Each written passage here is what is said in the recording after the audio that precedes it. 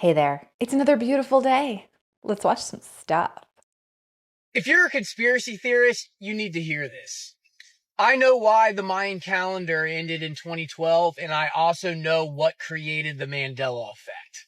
The timeline that we were living in prior to 2012 no longer exists. It was destroyed. In 2012 is when scientists at CERN found the God particle, the Higgs boson particle. When they turned on the LHC and slammed that shit together, it completely erased our timeline. Basically, humanity jumped to a different timeline, which is similar, but not exactly the same, i.e. the Mandela effect. We were merged with a different reality, and there are people here from this reality who remember everything about this reality, but then there are also people like myself who remember things from the other reality. I've heard this so much that CERN caused our timeline to just jump into something completely different. Personally, I haven't noticed anything different. I know there are these Mandela effects, which are interesting. Some of them have actually been disproven, like the Fruit of the Loom cornucopia one. Totally. Wait a second.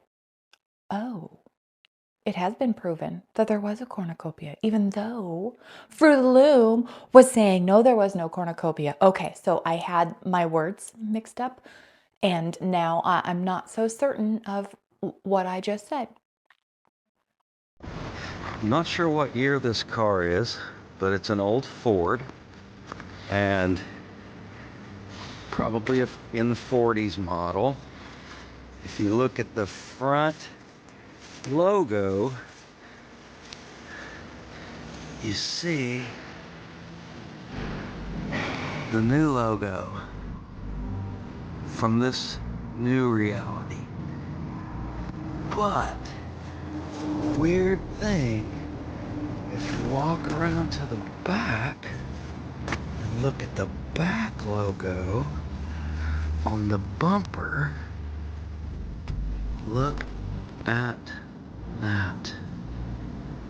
That's the residual reality from the old Ford logo. Notice, no hooky, no pigtail. I feel like maybe that was a restoration project. And for some reason, whoever was doing it decided to do the new Ford emblem on the front. And because you can pretty much get anything manufactured these days. But yeah, because it wasn't rusted at all. But at the same time, why would they start there? Huh. September was the first time I'd ever heard of the 1988 anomaly theory. And if you're not aware of what the 1988 anomaly theory is, then you're in for a treat. The theory goes as follows. In 1988, a catastrophic event wiped out humanity, causing the universe to reset and rebuild reality. And wouldn't you know it, this event went unnoticed by the public. I said this was going to be fun. The theory states that this event fractured the timeline. And when it fractured the timeline, it gave birth to something new. Something we all hear about all the time. And that is the Mandela effect. The Mandela effect comes from the 1988 anomaly theory. Now, people are said to experience inconsistencies with their memories because they're recalling fragments of their memories from the pre-1988 timeline. And this is also why the resurgence of the 1980s nostalgia, all the movies seem to be geared towards the 1980s, the Ghostbusters, they're bringing out a He-Man again. All these things, you walk into a toy store, all the 1980s toys are in the toy store. What is up with that? It's because of the 1988 anomaly theory. Every single person is going to be saying the same thing. I don't remember that. Well, nobody remembers that because this was a timeline reset. Wait, you believe this? Not saying I believe it. What I'm saying is that it is consistent with some other things. It's consistent with another theory that every 12 years, something major happens to cause another timeline reset. And it may not be as big of a reset as the first one, but it just might. 12 years after 1988, we had 2000, and we had Y2K, another timeline reset. 12 years after that, we had the Mayan calendar and the birth of the everyone is dead theory. You can look that one up, or I can talk about it again. 12 years after that one, we have 2024, and holy shit, that's this year. Wait a minute, are we ready for another timeline reset in 2024? Maybe, maybe not. But this 1988 anomaly theory relies heavily on quantum mechanics and quantum immortality, many worlds theory, timeline resets, yada yada, so right up my alley. So if nobody noticed the 1988 cataclysm and nobody noticed the 2000 and the 2012 one, will we even notice the 2024 one? And my answer is probably not. But if we do experience anything, it will be more glitches in the Matrix, more synchronicities, deja vu, deja reve, Mandela effects, so on and so on. Because this theory relies heavily on the fact that we live in a simulation. So yeah, it's right up my alley. 1988, 2000, 2012, 2024. The truth may be hidden, but the pattern is clear. The question is are we ready for the next reset? Damn it, man. So the thing about those resets is the theory didn't come out until after the event supposedly happened. Like after CERN in 2012, we're like, oh, CERN is why we're having all of these issues. I'd never heard of the 1988 thing. And in 2000, Y2K wasn't really that big of a deal. People were just worried about the computers going buggy, and they didn't. So it wasn't that big of an issue. 2024, I don't know what happened. Maybe in a few years they'll be like, oh, this is what happened in 2024. And then we'll be like, yeah, that totally happened. It feels like maybe the Vogons came down and eliminated the planet to make way for a hypergalactic freeway or something like that. And maybe Slarty Bartfast came in and built us a new planet. Sitting in the middle of X Point, the largest survival community in the world, with 575 bunkers spread over 18 square miles of land. Effectively, we're building a city. It's 3/4 the size of Manhattan. You know, the government knows a lot that they don't tell us. I think they do know something. They've built deep underground bunkers across America and Europe and Russia and China in preparation for something that they know is going to come. But have they told us about it? No. And why? Because the government can't tell you about a problem that they don't have a solution for or that they can't provide. And doing so would create total social, economic collapse. It's anarchy. And that's what you want to worry about. Seeing those bunkers like that made me think of Silo. It's an absolutely fantastic TV series. I think it's on like Apple Plus or something like that. If you haven't seen it, check it out. It's pretty cool, and it makes me feel like that's what's going on. Elon Musk might not be from this time. There's a theory that he's actually a time traveler. Check this out. Musk has advanced technologies that seemed impossible, predicts the future with eerie accuracy, and there's chilling evidence that connects him to the past and the future. Coincidence? Keep reading. In 1953, a book called Baron Trump's Marvelous Underground Journey was published, where a boy named Elon leads a mission to Mars. Musk has said his goal is to colonize Mars. A photo from 1920 shows a man identical to him, an unknown ancestor, or himself traveling back in time. 3 Nikola Tesla claimed to have received messages from beings from the future. Curiously, Musk named his company Tesla, a tribute or a clue. In 2017, Musk tweeted that artificial intelligence was more dangerous than nuclear weapons. Now his company XAI is developing advanced AI because he already saw what will happen in the future. Coincidence or proof that he controls time? I don't hate that possibility. Why not? Alright y'all, watch Booty talking straight facts. I know, Bird, you've been to both the North Pole and the South Pole. Is there any unexplored land left on this Earth that might appeal to adventurous young Americans? Yes, there is. But strangely enough, there's left in the world today an area as big as the United States that's never been seen by a human being. And that's beyond the pole on the other side of the South Pole. Now, while a lot of people are like, ooh, terra infinita, and, beyond the ice wall, stuff like that, I'm more inclined to think that there's a lot of land inland on Antarctica that we haven't explored because we're all like around the edges and stuff like that. So I don't think there's other lands out there. I could be wrong, and that would be absolutely fantastic, but I don't think that's what Admiral Byrd meant. These bunkers built by billionaires to survive the end of the world. First, Atlas Missile Silo, located in Kansas, USA, can keep a family of 4 safe during the most dire of doomsday scenarios. Features include a blast-proof entry, air filtration, a complete wastewater system, and a living area designed to be self-sufficient for up to 90 days. Next, Granite Mountain Retreat, located in rural Montana, USA. The Granite Mountain Retreat is a 5,000 square feet bunker designed to house up to 20 people in extreme comfort, a perfect place to ride out the end of the world in style. Next, Vivo's X Point, located in South Dakota, USA. Vivo's X Point is a community of 20 ultra-luxury doomsday bunkers.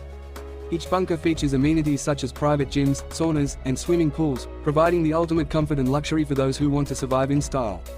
Finally, Vivo's Europa 1, located in Germany. Vivo's Europa 1 is a 335,000 square feet bunker that can accommodate over 4,400 people in a Euro-style luxury resort. Vivo's Europa 1 is the perfect place to wait the end of the world. I feel like that was a commercial, and I'm sorry about that, but I just think it's interesting how a lot of people are building bunkers. And just in the last 24 hours, this 2024 YR4 asteroid is like increasing possibility of hitting the Earth in what, like 2032 or something like that. First it was like 1% chance, and now it's like a 3-point-something% chance. Maybe they know something that we don't. Why? Because probably they need to survive, or maybe, you know, the aliens are going to come and they're going to eat people and they need to go into their bunkers with their clones. I don't know. But it doesn't sound fun. Yeah, let's move into that. What do you know about that? A lot. It had a big old Xerox of this document that was a wiretap of Marilyn Monroe, dated a couple of days before they found her dead.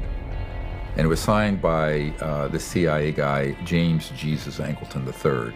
Now, he was a famous fanatical leak mole hunter and leak stopper at the agency back in the early 60s.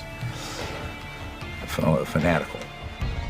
And they had wiretapped Marilyn Monroe's phone, and she was calling up Bobby Kennedy and a friend of hers named Rothberg in New York, who's an art dealer, saying that she was going to hold a press conference to tell the whole world what Kennedy had told her, quoting the objects from outer space from the 40s found in New Mexico. Conference to tell the world about what Jack Kennedy told her during Pillow Talk about the ET issue.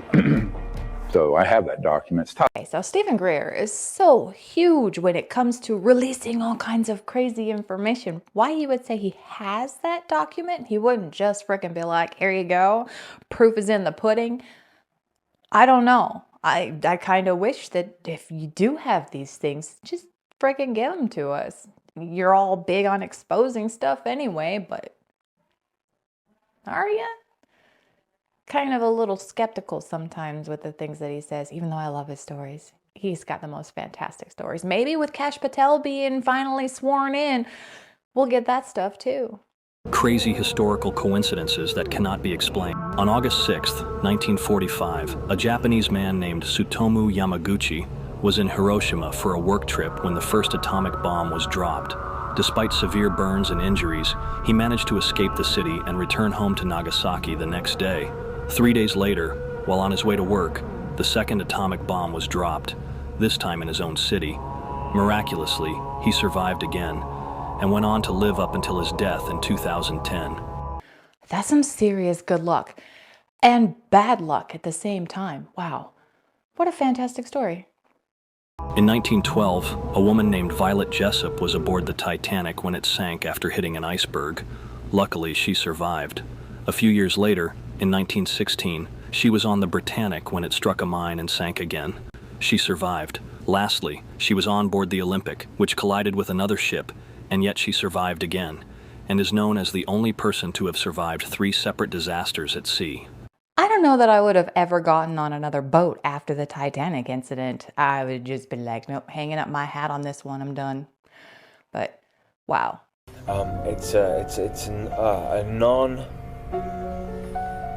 It's not a natural object. Mm-hmm. It's an unnatural object. I think that it was part of, and it was maybe a part of something else, and it was then moved in to this specific spot now, to be used for a number of different reasons, right?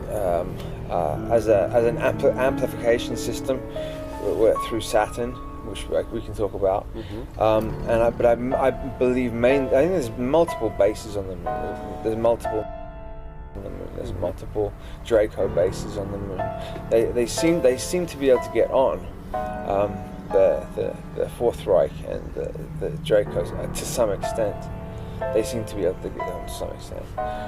There's the soul catching machine, which is which is on the moon, and then the amnesia. So you go through the machine. I sort of have a weird sort of feeling of remembering the feeling of it, and not wanting to pull away. I remember being killed before. So, but you don't get a full life review. You're supposed. Everything is wrong with this whole system setup. You're supposed to have a life review. You're supposed to look, if you were doing this this way, look at what you've done, look at it. There's no bad or good, there's no judgment. Like, look what you did here, now you're banished to here or banished to there, because we're all here trying to learn and understand.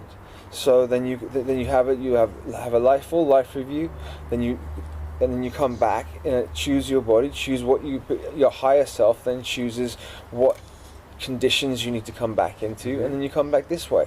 The way that they've perverted it and inverted it is so they've set up a system, a technological system, where they'll throw us through a machine when you die that then stores the soul, erases the memory completely, and then throws you back into basically the same situation you just came from again, with the same people, just with different clothes and different. You move in circles with the same people. So I wonder if that has anything to do with like the invisible string theory, where you're tied to a certain person or perhaps a group of people, and those are like your life people. There's a word for it, and I can't think of it right now, but it's those people that you are supposed to be with always. Like, you finish your life and you go up there and they're like, okay, go do it again. But it's the same group of people, maybe not in the same bodies, but, the same people, because you're tied to them. And it's interesting that this stuff, apparently, according to this guy, is happening on the moon. Because the moon, there's some fishy stuff going on with the moon, isn't there? Imagine living in a secret underground bunker, which is oasis from inside. Beneath the neon lights of Las Vegas lies a surreal luxury neighborhood built in the 1970s. In the 1970s, a wealthy businessman named Gary Henderson had a fear of nuclear war. So he didn't just build a simple bunker, he created an entire luxury underground community right beneath Las Vegas. The idea was to create a place where people could live comfortably for extended periods, even if disaster struck. This wasn't your typical dark, cramped bunker. It's a surreal space with fully furnished homes with spacious rooms, artificial trees and grass to mimic the outdoors, a fake sky that changes colors to simulate day and night, a swimming pool, sauna, pudding green, and even a barbecue area. Would you live underground if it looked like this? Or is it too creepy for you? I'm pretty sure that's a video game. Fallout, right? I'm pretty sure that's a video game. I don't think that actually exists. I mean, it wouldn't surprise me if there was bunkers under Las Vegas or an actual city under there, but I'm pretty sure that that's Fallout. So did you know naming your kids with these names are illegal in USA? Wait, there's actually certain names that are illegal? Yeah, and sometimes certain names get through without the government knowing, right? But eventually they could get caught and punished. So it's illegal to name your kids like Jesus Christ, Messiah, at the rate symbol, King, Queen, the number 3. Also Santa Claus, Majesty, and 1069. And parents have actually tried to name their kids these things. All these names are the names that people have tried to name their kids. It's also illegal to name your kid Facebook 07 Thor, James Bond, Monkey, Hermione, Batman, and the most hilarious one is Burger King. It's just, I mean, who's going to name their kid Burger King? They at least should have picked like McDonald's or something. Some of these names are not banned in whole USA. For example, King as a first name banned only in Texas. So if you are planning to be named your kid King as a first name while living in Texas, think twice. Because law says no King as a first name in Texas. And if you named your kids with these names, you will... Okay, so I only did a tiny bit of Googling, And yeah, that actually checks out. Like, don't do that. Don't name your baby King. That's crazy. I would have never thought for a second that that was even a thing. And what are they gonna do? Like, you're like at the hospital, baby's born, you're like, I'd like to name my boy Burger King, and they're like, no, sorry, can't do it. Do they like brief the people in the birthing room? Hey, these are the names they're not allowed to name their kids. If they tell you this name, you have to say no. That's a silly situation, but yeah, apparently, according to my teeny tiny little bit of research, nah, can't do it. The world was left in shock as the United States successfully tested its revolutionary laser warship at sea, marking a turning point in modern warfare. In a breathtaking display of power, the high-energy laser weapon system locked onto targets, with surgical precision, instantly destroying enemy drones and incoming missiles. Unlike traditional weapons, this laser strikes at the speed of light, making it nearly impossible to counter. Even more astonishing, each shot costs only a few dollars compared to the millions spent on conventional missiles. Military experts call it a game changer, giving the U.S. Navy an unmatched advantage on the battlefield. However, critics warn that this breakthrough could trigger a dangerous new arms race, as other nations rush to develop similar technology. Questions about ethical implications and the potential for global instability loom large. Will this invention bring greater security, or will it push the world closer to an unpredictable future? One thing is certain. The age of laser warfare has begun, and the world is watching with bated breath. So, a couple weeks ago, I had something that we watched, and there was a guy with a picture. It was like black and white and it had the laser on, and I was like, I don't think that's real. And if that's real, you know, direct energy weapon stuff, lasers are scary. That's absolutely freaking real. Blew my mind. My husband was watching something not long after that video came out, and I'm like, holy crap, I just used that, and I said it wasn't real because I didn't think it was real, and lo and behold, I'm wrong. That's real, and that is scary.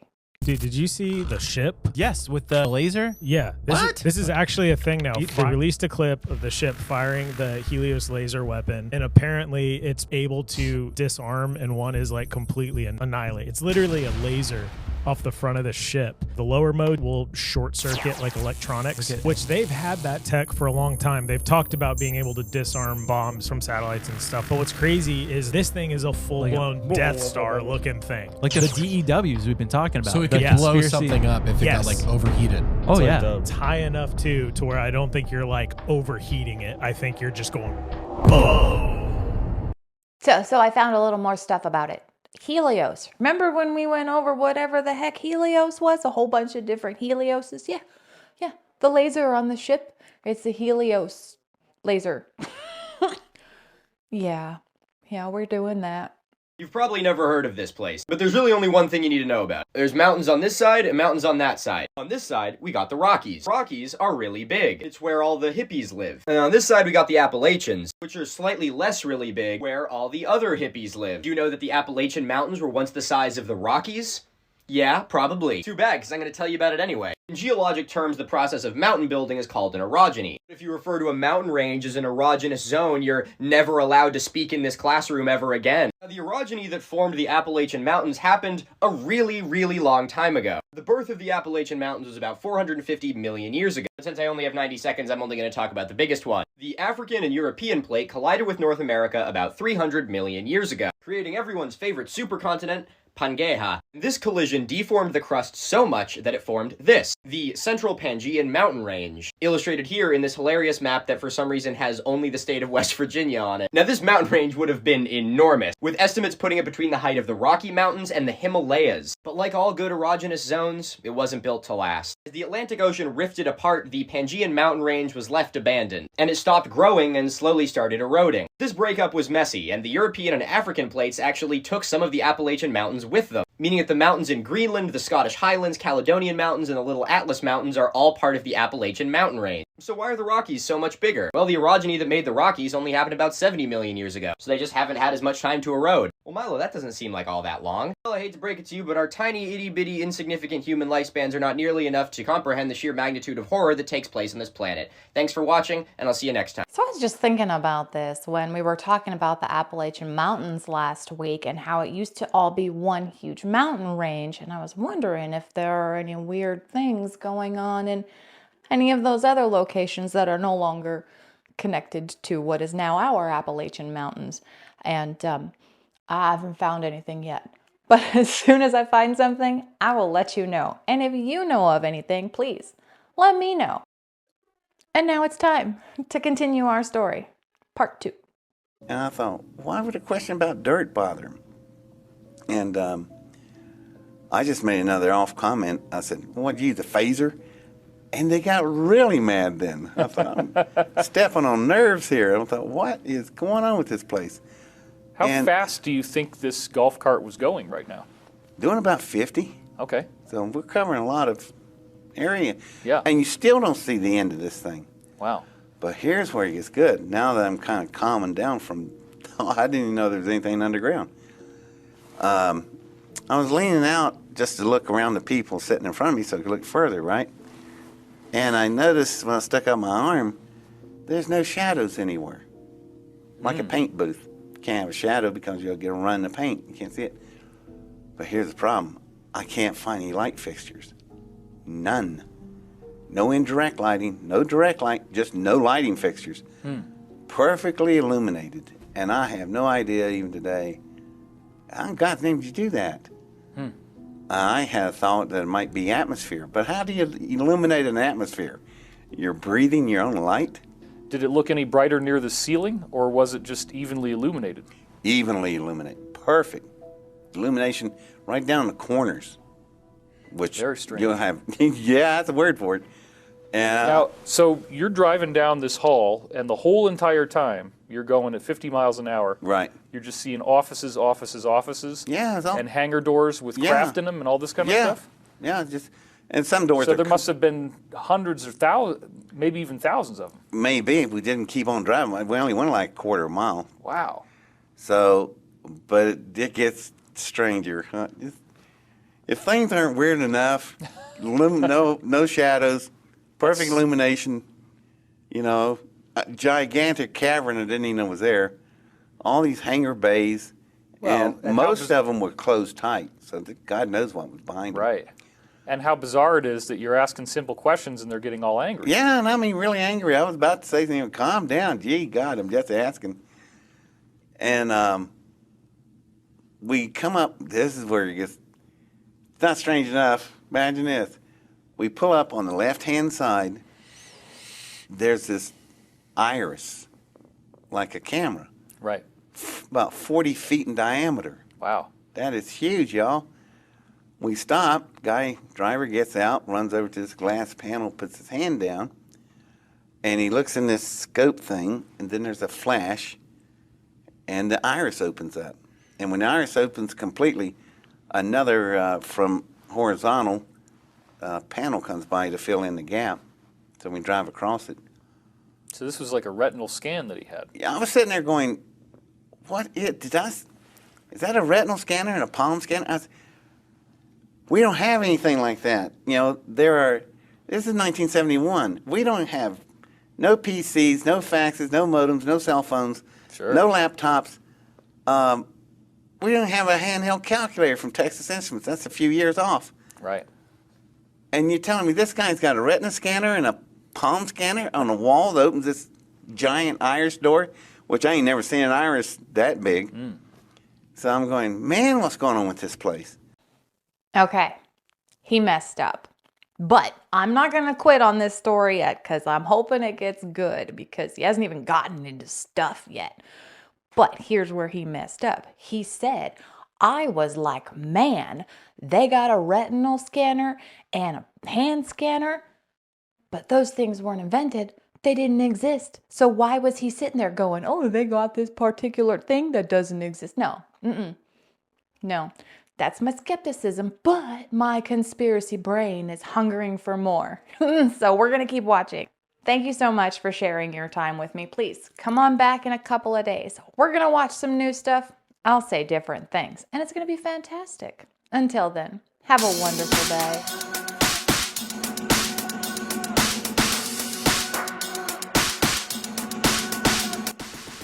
Are you waiting for something?